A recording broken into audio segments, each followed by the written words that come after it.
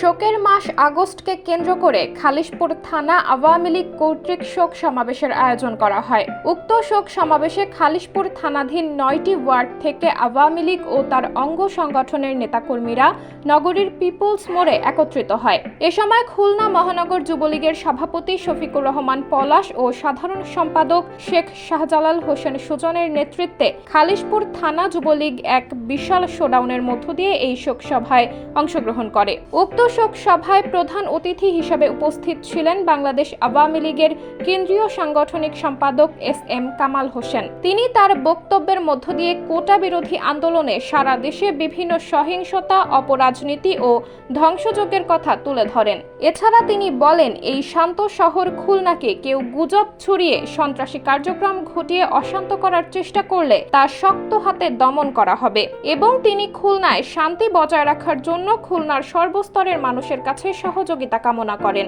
পরবর্তীতে উক্ত শোক সভাটি বিশাল শোক র্যালিতে পরিবর্তিত হয়। র্যালিটি নগরের পিপলস মোড় থেকে নতুন রাস্তা মোড় অতিক্রম করে আবার পুনরায় পিপলস মোড়ে অবস্থান করে এবং সেখানেই তাদের কর্মসূচি সমাপ্ত করে। সাবরিনা জলিল, সবার কথা।